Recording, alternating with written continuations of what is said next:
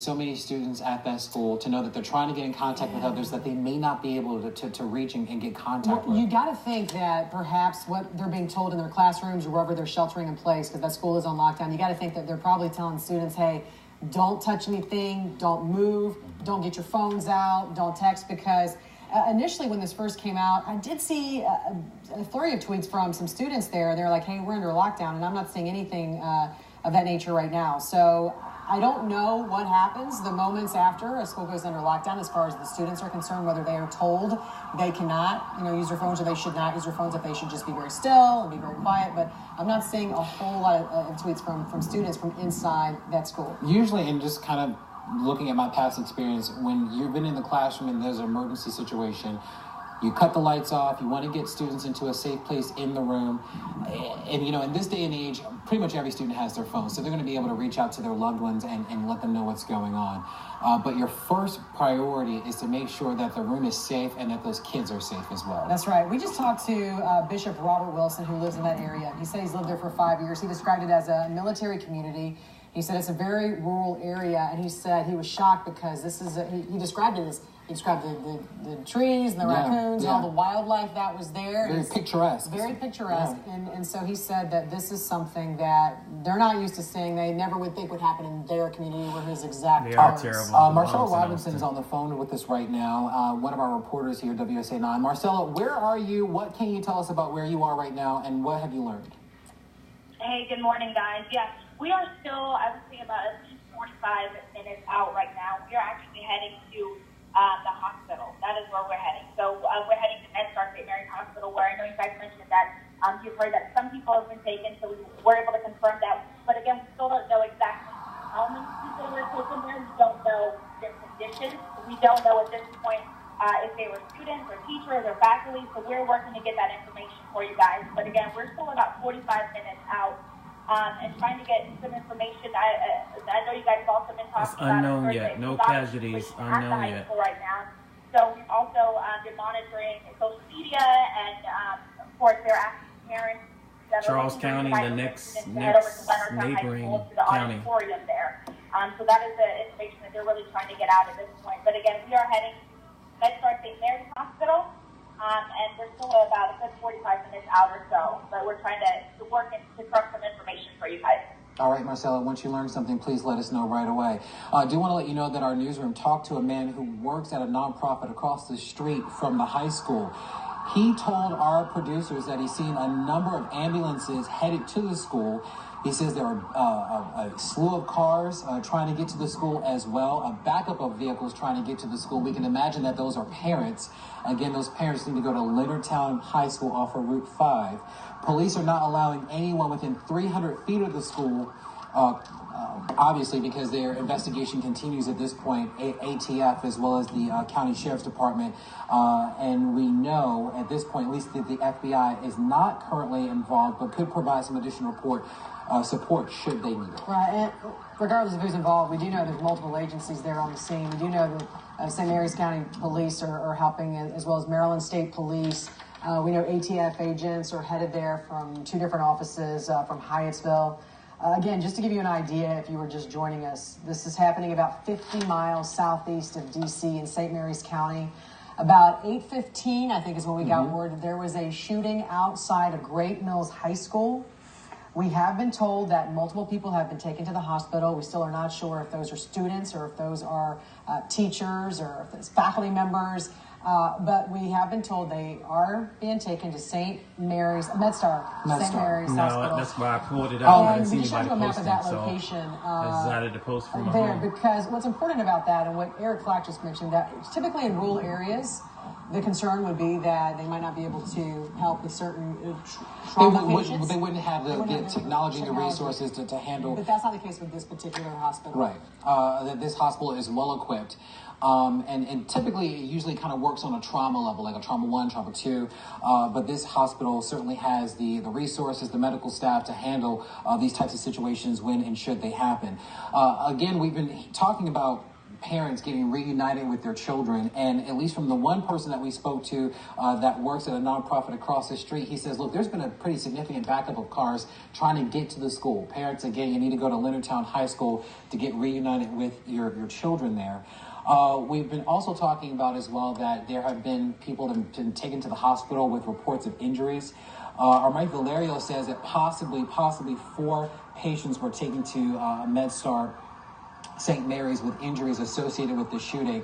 What you're looking at right now is video outside of the school, and we've seen not only from this video but a number of pictures, just a number of police officers, cars, emergency vehicles, ambulances that have been stationed outside of this school. According to the person that we spoke to just a short time ago, again at that nonprofit, he says that no one is being allowed within 300 feet of the school. And it makes sense because this investigation continues, even though they've been clear that the incident is now contained, which leads us to believe that there is no longer an ongoing threat. It's interesting, Mike Valerio, who has been calling all of his contacts, he actually sent this, he said that this was a text that was sent to him from a Great Mills High School student.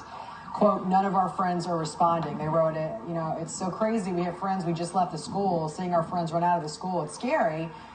Some of us are safe, but none of our friends are responding. And as you mentioned, sometimes in these lockdown situations, this is what happens. Like you say, turn the lights off, and you're told to be still and be quiet. And so if you are not receiving perhaps a text or communication, you know, with your child or with your friend, that could be the reason why. Right, and the school, at least from what we understand at this point, that the school is still on lockdown.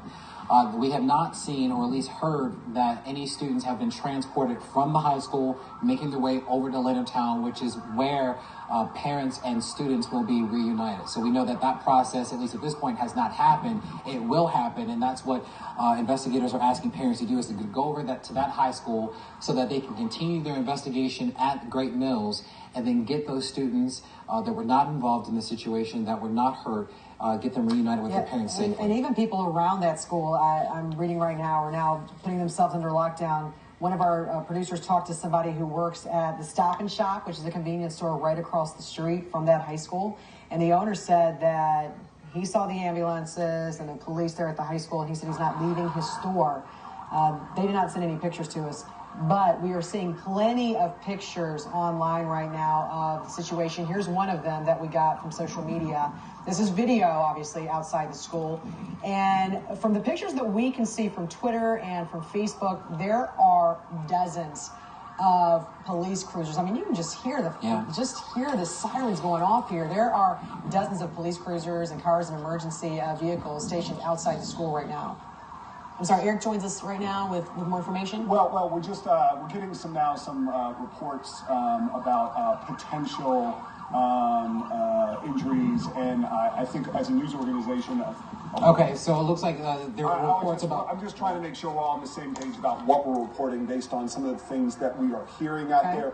We're getting some new information. I just want to make sure that all of us and Larry, we're on the same page. And we're going to make sure we get confirmation from the sheriff's department directly before we pass anything on to our viewers. But some of that information is starting to come in, and we're working to confirm it. So our producers told us that there were, that's where we got the information. There were multiple injuries, and then multiple people taken to the MedStar St. Mary's Hospital, which we have confirmed now that there's been at least 4 people taken to that hospital. Right. I think we're trying to sort out the extent of some of those injuries. Gotcha. And we're getting some reports based on things we're hearing on radio chatter. Okay.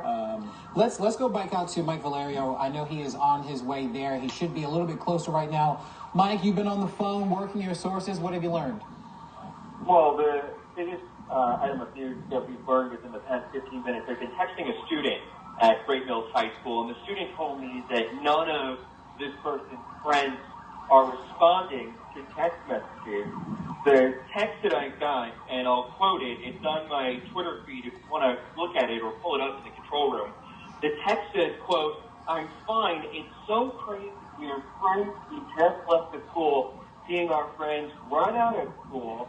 It is scary. Some of us are safe, but none of our friends are responding." So I followed that text asking how many friends are responding. So glad you're okay. Can you take any pictures on your location. We always then first and foremost, if the student is safe, to start a dialogue with us. So that's pretty much how we got this line of conversation started. We're here on our way to Great Mills High School, on the road with our intrepid photographer, Becca and I are right here in the driver's seat, and I started reaching out to these students. So this is the first one who's responded, again, saying that none of their friends are responding, seeing people run out of the school, and being quite afraid. This text message came, I would say, a half hour after the FBI and ATF told me over the phone that they initiated their response and that they started coordinating what their response was going to be. So at the moment, we're trying to maintain this dialogue with this student. I'm going to get on the phone with this person. But horrifying, if you can imagine putting yourself in their shoes. None of their friends are responding right now. It's unbelievable that this has come so close to home now. Well, it's interesting, Mike, that you mentioned that, because we were talking about some of the tweets that we were seeing from some of the students early on when this first broke about 8:15 this morning, and some of those students tweeted they were in a lockdown mode, and I've not seen as many tweets from students at this point. So I don't know what the protocol is for some of these students. Maybe they're told to put down their phones and just to be still. Right. So that police can actually sort out what is going on. Because as Larry mentioned too, this is going to be a process, because not only are they trying to make sure they have the situation fully contained, but they want to make sure there was no other people involved. If anything, anybody inside the school could have been involved, and they also want to make sure everybody's accounted for at this point, and there will be checks before anybody is released to their parents. So exactly. we do not know at this point if that's the reason why we're not seeing as many tweets from students. Right. We do have that tweet that Mike Valerio was just talking about, so you can see it there. It's on your screen at this point. But you can only imagine what these students are going through, you know, when you are encountering a situation like this. You are trying to reach out to loved ones, friends, family, whomever, and you're not getting any responses. Your mind just goes to a really bad place. And so, our hearts are certainly with the students and families in that area, because we know this is just a difficult situation. You don't go to school thinking that there's going to be a school shooting. And anybody does that. And so it's unfortunate that something like this has happened. Mike, if you get any more information, please let us know right away, and we will check back in with you later. But again, we do know that there is a rather robust scene at that school, Great Mills High School. Again, from people that we've spoken with here in our newsroom, that authorities are not allowing people to go near the school within 300 feet of the school. One person says that there were just a slew of cars trying to get there, many of whom he believes are parents and loved ones of students at that school. Again, you need to go to Leonardtown High School off of Route 5 to get reconnected with those students. But again, we do know that that process has not happened, of those students being taken from Great Mills, being transported to Leonardtown High School.